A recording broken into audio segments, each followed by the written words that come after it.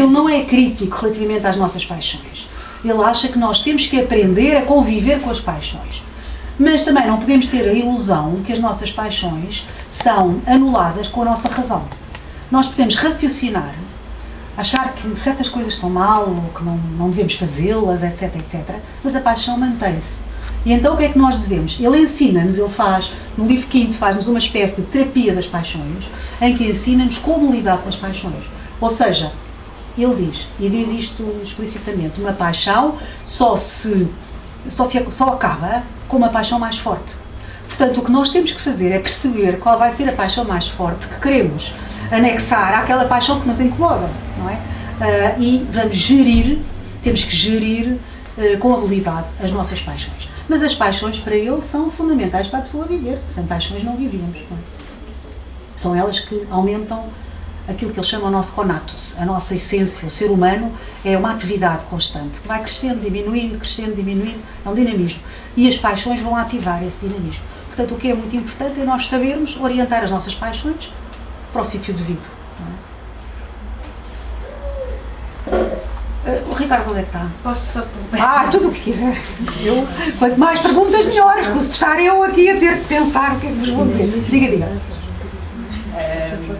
Eu achei piada essa das mulheres. Eu acho que o Spinoza conheceu mulherio, não conheceu mulheres. Se conhecesse mulheres a sério, talvez tivesse outra opinião. Sim. Eu aí não estaria tão segura. Não, mas pronto. Estou pouco contato. Ele teve contacto com as irmãs, com a mãe, com a gente da comunidade hebraica. Sim, realmente, talvez não tenha tido a sorte de ter uma mulher que aprecia. Mas o que eu gostava de perceber, há bocado, assim, que a senhora falou que o Spinoza era muito crítico em relação ao suicídio. Sim. Ora bom, pensemos nós o que pensemos, é uma opção. E é isso, o suicídio para mim é uma decisão individual a que as pessoas têm direito, quer a gente goste ou não. Isso não choca com todo o espírito de defesa de liberdade do pensamento de Spinoza? Olha, vai colocar, a nota num dos aspectos mais difíceis de Spinoza, que é o conceito de liberdade. Porque o conceito de liberdade para Spinoza não é, como nós vulgarmente pensamos, fruto de uma escolha, fruto de uma vontade. Não, ele anula a vontade, ele diz a vontade não existe. O que é que existe em nós? Existe uma razão que é mais ou menos esclarecida e que nos leva a querer no sentido comum, a optar por isto e por aquilo, não é? Mas isso, eu não vou agora muito para essa linha da vontade, agora vou para responder à história do suicídio. Porque é que ele diz que do suicídio, porque é que ele é crítico relativamente ao suicídio? Porque ele diz que em nós, o nosso ser, a nossa essência, é uma essência de vida. Aliás, quando este subtítulo do livro é uma meditação de vida, ele diz no livro quarto, a minha filosofia é uma filosofia de vida e não de morte. E ele diz que todos nós, a nossa essência, é habitada por aquilo que ele chama o conatus, que é o desejo de viver, é o desejo de estar, de permanecer. E ele diz, isso nós partilhamos com todas as outras coisas. Tudo quanto existe tem essa força em si mesma que o impede da autodestruição. Uma pedra, uma folha, um pássaro, etc., tem essa força em si mesmo. Eles são destruídos porque há elementos que os levam a morrer. Se não houvesse esses elementos, internos ou externos, eles não morreriam, porque essa força é, no fundo, segundo Spinoza, é a participação que nós temos na natureza. Todos nós, todos os seres da natureza, participam dessa mesma força. O homem tem, a mais do que esse conatus dos animais, etc., a possibilidade de ter consciência dessa força. E é essa consciência dessa força que nos habita, ele chama desejo. E ele diz, a essência do homem é o desejo. Ora, o desejo, ou esse conatus, essa força, é sempre para preservar. Ele diz, todas as coisas tendem a preservar no ser. E ele só admite o suicídio em 2 casos. Ele cita o caso de Sêneca, que é paradigmático, portanto, no caso, quando há um anúncio de algo muito pior que vai acontecer do que a própria morte, então eu percebo que as pessoas se matem. Mas ele diz, quando isso não acontece, é porque a pessoa não está bem, não está no seu juízo. Ele diz, só um louco é que se mata. Claro que é controverso isto. É controverso como é controverso muitas das teses do Spinoza. Dele, por acaso, algumas terão. Mas como estou a dizer, dos filósofos, não é? De uma maneira geral. Há sempre aspectos que nós podemos não concordar, não estar de acordo. Por exemplo, eu acho que quer dizer, ele é um pré-freudiano, não é? Ele é freudiano na medida em que fala nesse princípio de vida, mas não fala no princípio de morte que Freud fala, não é? Pessoalmente, eu penso que esse princípio de vida e o princípio de morte são princípios que interatuam e que muitas vezes entram em conflito, e um deles é mais forte do que o outro, mesmo que não leve ao suicídio, mesmo que leve à destruição apenas, ou a uma degradação, etc. Mas no caso de Spinoza, o princípio de vida, se não houver aspectos do exterior que atuem, esse princípio de vida é sempre mais forte. Portanto, realmente só um louco é que friamente se dá a si próprio a morte. Porque estaria a negar a sua própria essência, era uma contradição. Mas como é que isso joga? Quando se fala em vida, só se pode falar em vida com referência à morte. Quer dizer, senão não faz sentido, quer dizer, uma coisa era universal como tal, não era um conceito. É verdade. Em vez de falar de vida, talvez seja mais correto falar de dinamismo, digamos. Porque é morte. O que é que acontece? No caso de Spinoza, e não só quando ele fala de morte, a morte é uma desagregação de determinados elementos esses que depois vão formar outros modos. Às coisas concretas eles chamam modos, não é? Quer dizer, um cadáver vai formar outras coisas, não é? Portanto, há sempre uma continuidade, não é? Há uma transformação constante, não é? É que aí é que eu não entendo muito bem, quer dizer... Mas ele diz, com certeza, fala de morte. Não, ele fala de morte, fala de muita morte, não está a dizer que as pessoas não morram, que as coisas não morram. Mas essa morte é devido a causas que não têm a ver com a própria essência da pessoa, não é? Ou das coisas, ou da coisa. Professora, diga. uma questão é? Por acaso queria fazer Então vá, uma diga. a propósito ainda da questão das mulheres, até que ponto é que não haverá, portanto, também uma questão de contextualização? Como é que se pode falar em termos de contexto de época, digamos, e para falar da questão dessa situação porque Spinoza passou, eventualmente, que o marcou, não é? Sim. Que a Luísa, pois, eu acho que o contexto é muito importante, porque estou a pensar, por exemplo, no caso estas geringonças para mim são sempre muito mais. E aqui esta? Está aberta. Muito obrigada. Estou a pensar num caso de um filósofo contemporâneo dele, que é o Descartes, que até foi simpático para as mulheres, porque porque escreveu o discurso do método para as mulheres, em francês, para as mulheres poderem perceber, porque em latim não percebiam, mas que também tem passos da sua descrição anatómica, etc., em que ele é extremamente crítico. E se for ver todos os filósofos do século XVII, quase todos, e do século XVIII, são críticos relativamente às mulheres. Críticos, mas com alguma, vamos ver, com alguma, como direi, ao mesmo tempo quase pedindo desculpa. Eu estou a pensar num filósofo que é o Hobbes. O Hobbes diz: porquê é que as mulheres deverão ser as mulheres a obedecer? Porque o facto de ser alguém a mandar e outro a obedecer era perfeitamente algo que informava o paradigma do século XVII, não é? Quer dizer, teria haver gente que mandava, gente que obedecia, as mulheres tinham sido feitas para ter filhos, para ficar em casa, para obedecer, não é? Mas o Hobbes, como bom filósofo, pergunta: mas será por natureza que é assim? E o que é engraçado é que este texto que eu falei do Spinoza, ele começa exatamente onde o Hobbes começou também, que é: será por natureza que as mulheres são inferiores ao homem? Pergunta o Spinoza, e o Hobbes também. E o Spinoza diz: sim, é por natureza. As mulheres são mais fracas a todos os níveis, não é só físico, mas especificamente também. O Hobbes tem uma explicação muito mais curiosa. Ele diz: não, aqui há um problema de poder que está em jogo. Só as mulheres é que poderão, em última instância, saber quem é o pai dos filhos que têm. Isso era muito importante em termos de heranças, não é? De legitimidade, etc, não é? E o Hobbes diz: portanto, na dúvida, vamos pôr sempre a mulher a obedecer e o homem a mandar, porque isso pacifica a sociedade. porque isso torna uma sociedade viável. Alguém tem que pagar a fatura foi paga pelas mulheres, não é? Portanto, isso aí é dos poucos filósofos que levantam o problema que não seja de natureza, mas que seja uma convenção.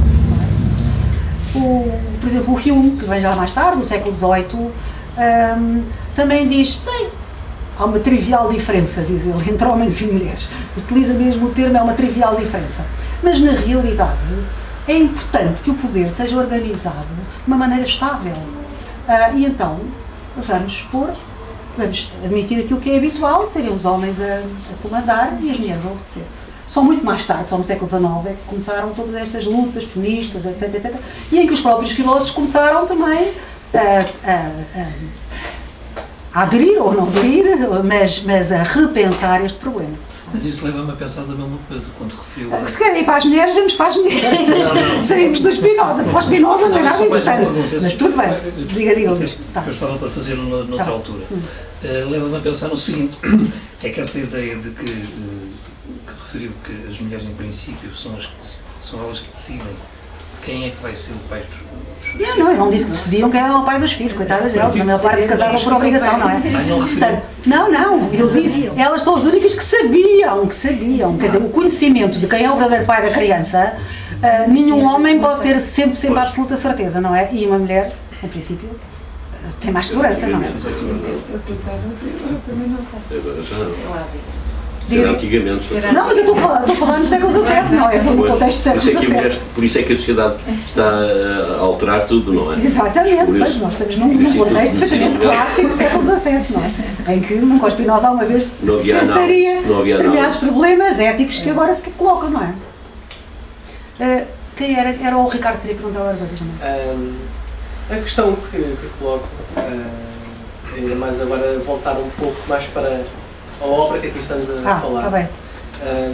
Porque a pessoa já tem muitos artigos a respeito de Spinoza, seja em Portugal, seja no estrangeiro, publicados. Vasta bibliografia também, que sabemos. O que é que este livro traz novo? Ou seja, também qual foi a sua necessidade que sentiu para o editar neste momento e com esta forma, com este conteúdo? O que é que traz de novo, basicamente? Exatamente. O que traz de novo, eu não sei se traz muita coisa de novo, o que traz é uma arrumação, digamos, de coisas que estavam absolutamente dispersas, não é? Porque, como verão depois no fim, estes vários textos que aqui estão, são textos que foram publicados, mas são publicados em revistas que nunca ninguém lê, ou seja, só especialistas ou um público muito restrito lê, não é? E, portanto, achei que valeria a pena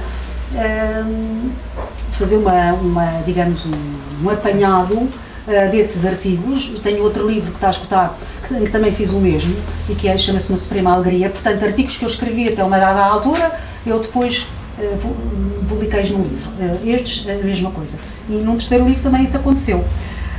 Portanto, esta a primeira parte, que se chama Uma Meditação de Vida, são problemas propriamente ligados à temática spinozana e problemas fundamentais, como, por exemplo, a relação do todo e das partes, a relação com a ética, é uma filosofia de vida, esta ideia de ele é ateu ou é um louco ébrio de Deus, como alguém lhe chamou, louco ébrio de Deus, porque está constantemente a falar de Deus, não é? Depois, o próprio conceito de mente em Spinoza, esta ideia de uma mente que não é separada do corpo, a ideia das paixões, tudo isso tem a ver com a primeira parte do livro. A segunda parte do livro tem a ver com o facto de Spinoza ser muitas vezes considerado um eremita, alguém que viveu afastado do mundo, e provar que ele não viveu afastado do mundo. Porque eu falo aqui das cartas do Spinoza a Oldenburg, mas podia ter falado de outras cartas aos múltiplos correspondentes de Spinoza, mas aqui porque nós, com as cartas a Oldenburg, nós percebemos como é que às vezes se estabelece uma relação que é falsa. O Oldenburg começou a escrever ao Spinoza, a achar que Spinoza era uma pessoa que estava em sintonia com ele.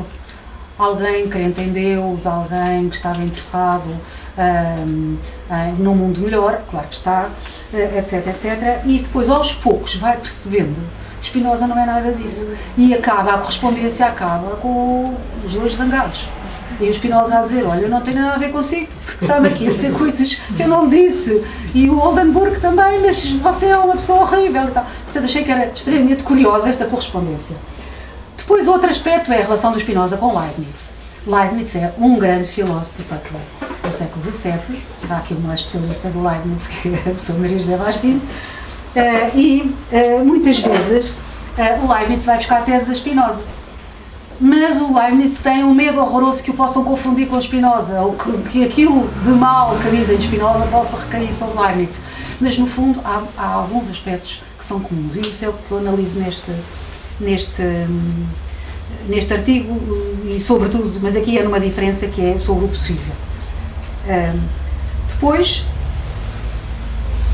também comparo Spinoza com um pensador muito trágico que foi Kierkegaard, mas que cita Spinoza, dá a ideia que eles estão em campos opostos.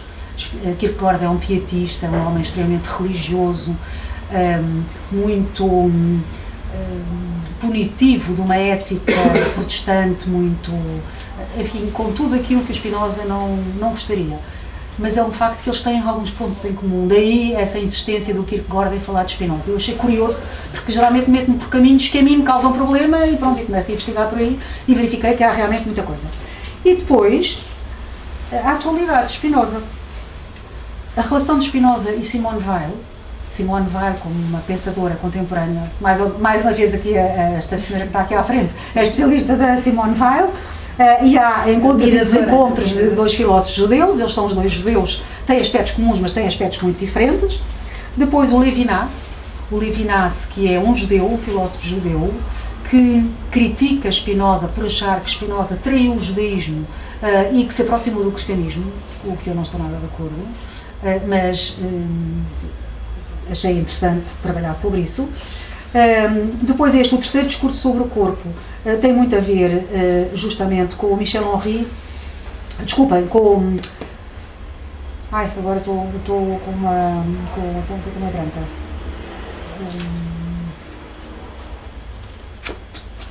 Há de me vir. Com alguém que se debruçou sobre Spinoza. É um filósofo, vou ver porque é um filósofo tão conhecido e é tão absurdo eu estar com isto, mas pronto, olha, são os maus de idade. 141. Claro que é o Ricard. Pronto, é a relação do Ricard com Spinoza. Quer dizer, o Ricard e um grande neurologista francês têm um debate e quem vai desempatar as posições diferentes dele, que é o Changeux, o outro neurologista, e quem vai desempatar vai ser o Spinoza. Eles vão recorrer a Spinoza como uma possível saída para as desavenças dele. Eu também achei muito interessante. E, finalmente não, há também Michel Henry, que é um filósofo que eu prezo muito, um filósofo católico, extremamente by the book, em termos religiosos, mas que se interessou muito por Spinoza, fez o seu primeiro trabalho sobre Spinoza e nunca deixou Spinoza até ao fim da sua vida. Finalmente, o António Damasio, em que também achei que era importante escrever sobre um português tão importante quanto o Damasio e que tem aquele livro fabuloso sobre Spinoza, que é Ao Encontro de Spinoza, não é? Isso para responder, já não me lembro quem perguntou. Obrigado. Já agora outra questão que coloco no sentido da obra que aqui temos, sendo grande parte dos artigos que são aqui compilados para académicos, houve algum cuidado, alguma preocupação sua em tratá-los de uma forma um pouco mais abrangente? Não. Eles vêm, mas por uma questão de princípio. Quer dizer, por uma questão de princípio. Eu, quando escrever um livro mais romanceado, não vou fazer citações, etc. Não é? Ou se alguma vez, quer dizer. Mas não sei escrever de outra maneira, pois sentia-me num terreno que não era o meu, se fizesse isso, não é? Foi o primeiro livro que eu escrevi, e que foi, assim, grande, que é assim, um tijolo, que foi publicado pela Gulbenkian, foi a minha tese de doutoramento, que depois foi publicado pela Gulbenkian. E eu pensei, bem, um livro tão grande, também é sobre Spinoza, um livro tão grande, não vai ter leitores. E aconselhei-me com o meu orientador da tese, que era o professor Barata Moura, achas que eu tiro aqui estas situações todas? Não tiro. Deixa estar tal e qual. Porque senão fica na carne nem peixe. Pronto, e a seguir o conselho. E isto são livros, é um facto, eu tenho consciência que este livro não é um livro que vai vender muito, não é? Porque é um livro para pessoas que estão interessadas em estudar filosofia, e estudar filosofia exige um determinado tipo de discurso, um determinado tipo de abordagem dos temas. Não é fácil. Ou seja, não é um livro fácil. Não é um livro fácil porque admito que as pessoas se massem, não é? Estão a ler, eu procuro ser clara, sempre. Isso sim. É a minha, digamos, obsessão. E por acaso tem a ver com a Spinoza. Descobri há pouco tempo, olha, eu há tanto tempo que li a Spinoza, e cito sempre, por exemplo, nos meus cursos de mestrado, o Ortega Gasset, que é um filósofo do século XX, e que diz: a clareza é a cortesia do filósofo. E eu procuro ser sempre cortês, ou seja, ser clara. Clara no que digo, clara no que escrevo, portanto não tenho um discurso hermético. E nesse aspecto, respondendo ao Ricardo, pode haver gente que não estude filosofia e que se interesse porque o discurso não é hermético, não é? Mas o Spinoza, há relativamente pouco tempo, descobri, no Tratado da Reforma do Entendimento, uma normazinha de conduta em que ele diz falar nos termos usuais. E eu pensei, olha, engraçado, eu citava sempre o Gasset, agora posso citar também a Spinoza. E o Malebranche. Eu acho é que não tens razão em dizer que estes livros são só acessíveis a quem quer estudar filosofia. Não, a quem se interessa. Está rigoroso, tens as referências que deve ter, textuais e bibliográficas, mas como está numa linguagem clara, qualquer pessoa que se interesse pelos temas pode. Não, claro, isso acho que sim. E eu fiquei, depois pode-se ler exaustivamente as notas de rodapé, ou podem não se ler exaustivamente. Exatamente. Aliás, a maior parte das notas de rodapé são em latim, portanto, eu acho que até quem queira ler salta depois, não é? Mas. Luísa, foi a Luísa que escolheu o Spinoza ou o Spinoza que a escolheu assim, no seu percurso? A escolha do Spinoza tem uma história, e é uma história que tem também entre mulheres. Na altura fazia-se tese de licenciatura, eu fiz as teses todas, de licenciatura, de mestrado, doutoramento, não é? Quer dizer, hoje em dia as pessoas às vezes, a licenciatura já ninguém, não existe. Aliás, a licenciatura também passou a 3 anos, não é? Bem, fecho o parênteses. Mas na altura de fazer uma tese de licenciatura, há muitos anos, eu queria fazer sobre a Simone de Beauvoir. E o professor que orientava o seminário disse: mas vai fazer sobre a Simone de Beauvoir? Mas há tantos homens, para que é que vai fazer sobre uma mulher? Eu disse: não, nem é filósofa. Bem, claro. Sim, nem é filósofa. Escolha lá outra pessoa para fazer. E eu fui obrigada a escolher outra pessoa, porque eu, para mim, não teria ido para Spinoza. Já fazias uma opção pelas mulheres, já fazias uma opção pelas mulheres. Na altura, sim, na altura Simone de Beauvoir era viva, não é? Vivíssima, e fazia imenso furor, e eu achava interessante fazer uma tese sobre uma mulher que vivesse ainda e tal, que fosse viva, porque estamos sempre a falar de mortes, também não achava muito bem. Aliás, bem, agora não faço mais considerações. Mas estava a pensar, o curso que eu fiz, cheguei, parava no século XIX, quer dizer, as pessoas não, muito raramente estudavam filósofos do século XX, não é? Portanto, eu achava que era uma oportunidade ótima de fazer, não só sobre uma mulher que estava a fazer fúria, exatamente, mas que me interessava também e tal. Então, pensando nos filósofos de quem tinha gostado ao longo do curso, realmente Spinoza tinha sido o que tinha gostado mais. Portanto, foi uma segunda escolha, mas não me arrependo de todo. Depois, isso apanhou-me, sim, é um facto. Não sei se há mais questões. Bem, eu agradeço a vossa paciência de terem estado aqui este tempo todo. Eu tinha mais coisas para vos dizer, não vos vou dizer, até porque leiam o livro já agora, com boa vontade. E façam-no, porque pelo menos o livro foi escrito com muita graça. Muito obrigado. Obrigado, nós também agradecemos. Obrigado pela presença, professora. Não, e eu obrigado, Ricardo, também, por ter lembrado.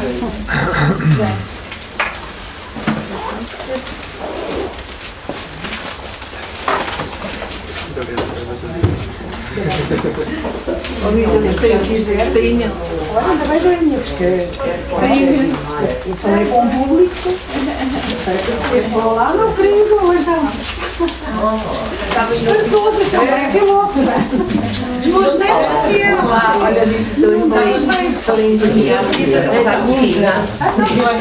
É a pessoa mais inspirada para batizar qualquer um.